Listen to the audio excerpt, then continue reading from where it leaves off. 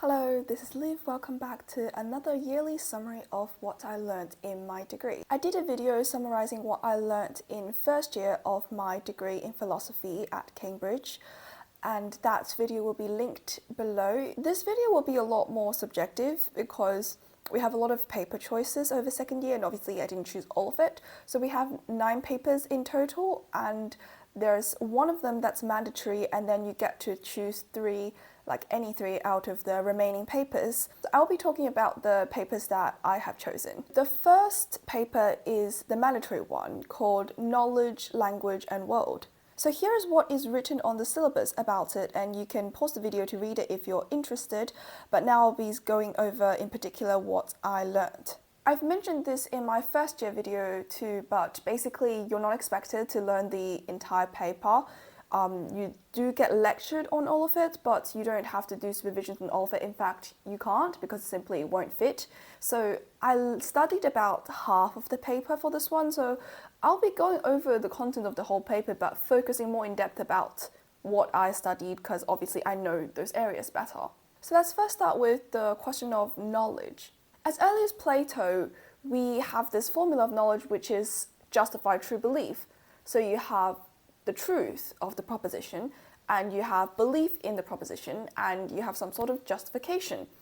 I mean, the justification part is a bit complex because there's so many theories saying like what is the requirement of justification. But I would say conventionally they've gone a more internalist route because they're saying justification requires you knowing that you know. And then there's this guy called Edmund Gettier, and he comes along with this famous paper, and that's where all the famous what we call Gettier cases came from. So he gave examples of situations where a person has a justified true belief, but when we look at the situation, our intuitions will tell us it doesn't seem like the person really knows. So he's saying this old formula that we've held for a really long time isn't sufficient for knowledge. The central concern of this section is, what is knowledge then? We're basically learning the theories that different philosophers have come up to amend the original formula that Gettier has destroyed. So they kind of like tweak what is required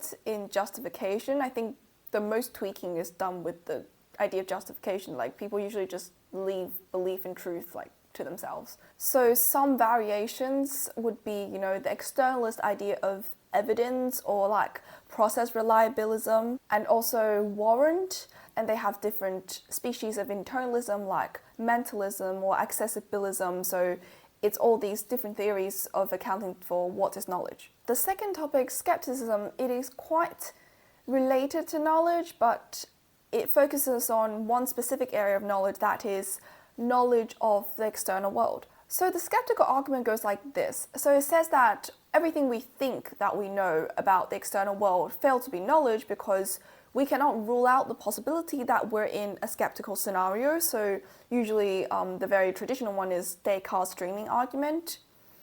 You can Google that if you're interested, but now there's like more modern variations such as, a brain of that. But in summary, if you're in a skeptical scenario, then everything you think you know about the external world is false. And if you cannot rule out that you're in a skeptical scenario, then you cannot be said to have knowledge because for all you know, everything you know could be false. When we're dealing with the topic of skepticism, we need to respond to 2 questions. Number 1, can we defeat the skeptic and continue to assert knowledge? Number 2, why yes or why not? And again, there's a lot of theories in this field, including like contextualism, denying closure, and some people just agree with the skeptic. There's also like G.E. Moore has a famous response to the skeptic that is worth reading called like the Moorean response, the argument for like why I have hands. The next area I studied is called primary and secondary qualities. This is basically a very old distinction made by Locke like centuries ago. What he said was that all objects have 2 types of qualities. So there's primary ones such as its size, its motion and shape. Those are qualities that are really in the objects. And then there's secondary qualities which Locke calls the power to produce certain sensations in us, and these secondary qualities include color, temperature, taste, smell, etc. What we need to answer with regard to this topic is firstly whether we think Locke's distinction is legitimate, and the second question is why or why not. And for people who think it's not legitimate, you need to propose like a way of amending the distinction or like maybe abandoning it altogether. And if you think it is legitimate, maybe just address some counter arguments against it. A lot of exam questions in particular deal with color because I think it's probably one of the most talked about and contentious secondary quality. So questions would be like, are colors real? You know, is colors response dependent, and etc. The other three topics I will briefly go over. The topic of truth is basically, what is truth? There are a lot of theories in this field. For example, there's like coherence theory, there's pragmatist theory, and then there's like more deflationist theories that says truth is basically a redundant predicate that doesn't do anything. You know, saying P is true just the same as saying P. Formal logic, it's basically about how you would communicate via this formal method, which is kind of like first year but in more advanced details of how you translate sentences in natural language into logical language. Modality. I actually found the lectures on this topic quite interesting. So it deals with kind of like counterfactuals and hypotheticals and possible worlds. Before I studied philosophy, I thought like possible world, parallel worlds, whatever you call them, are just a science fiction thing, but it's actually a legitimate philosophical topic, like a very legitimate philosophical topic. So when you say, I could have done this, you're saying that there is some possible world that the proposed event can happen, even though it didn't really happen in reality. And there's a lot of theories about modality. You know, some people think possible worlds are fictions to help us think. Some people think they're actually like concrete possible worlds. So that's basically the issue here. Paper 2 is a historical paper. It's called The History of Analytic Philosophy. I think it's such a Cambridge thing because I think analytic philosophy very much kind of became popularized in Cambridge, and 3 of the people that we're studying out of the 4 in total are from Cambridge. Here is what the syllabus says about it. You can pause it to read if you want.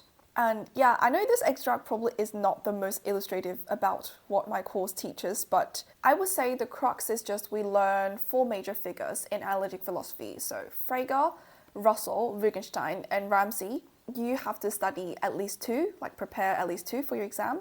I've mainly chosen to revise Russell and Wittgenstein, but I've also done some on Frege, so I'll mainly be talking about those 3. So here are the list of prescribed texts for those 3 people, and I will briefly go over what ideas are contained in each of their texts. For Frege, the most famous one is Begriffsschrift. That's basically his foundational work on logic. He developed like this very original idea of formal logic that is the foundation of all analytic philosophy. He introduced logical ideas like subject and predicate, which is kind of different from the subject and predicate we have in natural grammar. And then there's other theories like how to draw inferences, and he had this like weird tree thing of how you make logical inferences. The next one, as obvious from the name, Foundations of Arithmetic deals with problems of math. So it's like number theory, mathematical theory, like natural sequence, and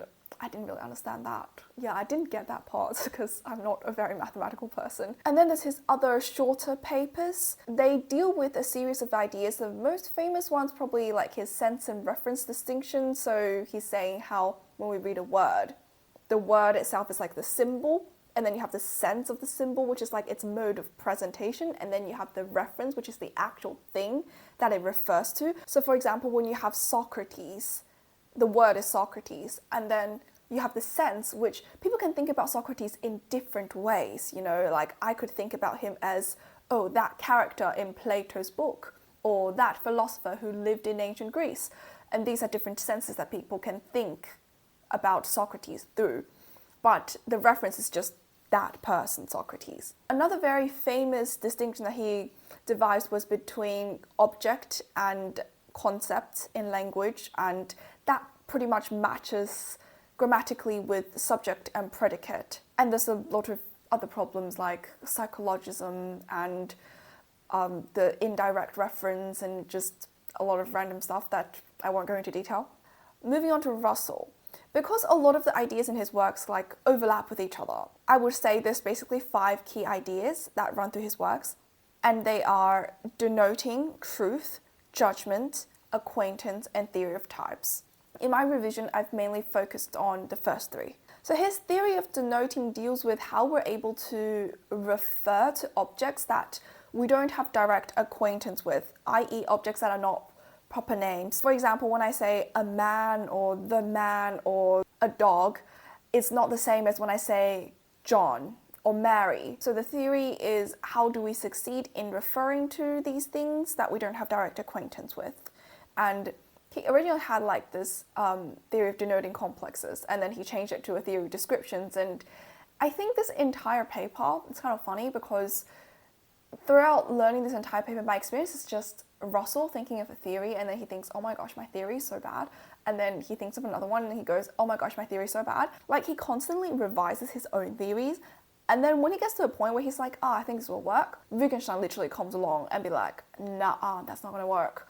And then Russell will be like crushed, and he actually like stopped writing one of his later works. Like, he never finished it because he couldn't figure out how to go on after Wittgenstein's criticisms, which was, it's a bit sad. Anyways, the next topic, truth. Russell had a huge lot of theories about truth, and he constantly changed his mind. He's literally like constantly changing his mind every year. But in general, the majority of the time, he held a correspondence theory of truth, which is basically saying P is true as long as P corresponds to something in reality. And Wittgenstein criticized that a lot. The nature of judgment. So what are we doing really when we're making a judgment? And he also went through a lot of theories here, but the one he ultimately settled with is called the multiple relation theory of judgment. So I'm judging, A bears relationship R to B. I'm judging A, R, B. And A, R, B is true as long as, the objects A and B in reality is arranged in that relationship R. But again, Wittgenstein criticized that a lot, and there has a lot of problems. Now we're finally onto the works of Wittgenstein, and we basically just have Tractatus. That's his early famous work. That is our set text. It contains a huge lot of ideas, and I think those ideas are really complex. Like, I could not have understood them at all without the lectures. So I wouldn't try to explain them now because I will probably confuse you guys and confuse myself. But just a brief overview, the project of the Tractatus is to represent the world via a logical language. And to do this, Wittgenstein devises this thing called the picture theory of representation. His theory requires certain basic building blocks called Tractarian objects, which until today, we have no idea what they are because he doesn't say anything about it and no one knows what they are. And these objects have forms which decide which possibilities of combinations they could occur in.